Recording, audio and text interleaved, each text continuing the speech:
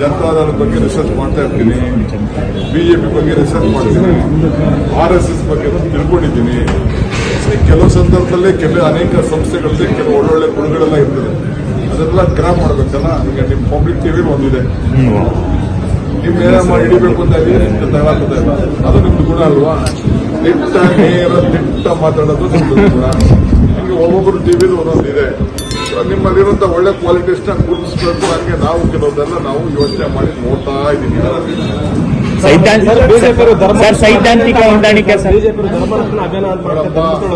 ಅದು ಟುಸ್ ಗಿರಾಕಿ. ಬಿಜೆಪಿ ಮಾಡ್ತಾ ಇರೋದು ರಾಜಕಾರಣ. ನಮ್ಮ ಸರ್ಕಾರ ಮತ್ತು ಅವರ ತಂಡ ಬಹಳ ಕ್ಲೀನ್ ಆಗಿ ಅವ್ರ ಕೆಲಸ ಮಾಡ್ತಾ ಇದ್ದಾರೆ.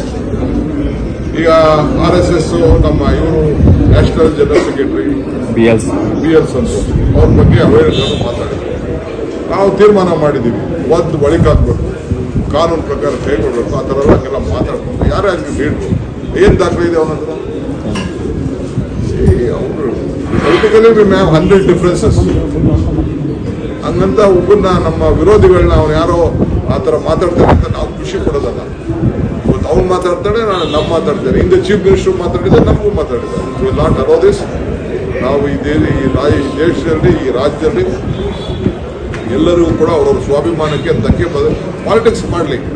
ಯಾರು ಬೇಕಾದ್ರೆ ಆರೋಪಗಳು ಮಾಡಲಿ, ತಪ್ಪೇನಿಲ್ಲ. ಬಟ್ ಆಧಾರ ಇಟ್ಕೊಂಡು ಆರೋಪ ಮಾಡಬೇಕು. ಸರ್, ಹಿಂದೆ ಹರೀಶ್ ಪೂಂಜಾ ಕೂಡ ಅದೇ ಮಾತು ಹೇಳಿದ್ರು, ಅವ್ರ ಮೇಲೆ ಕ್ರಮ ಇಲ್ದಿದ್ದು ಇವ್ರ ಮೇಲೆ ಏನಕ್ಕೆ ಅಂತ. ಸರ್, ಧರ್ಮಸ್ಥಳದ ಹುಂಡಿ ಲೆಕ್ಕ ಕೊಡಬೇಕು ಅಂತಿದೆ.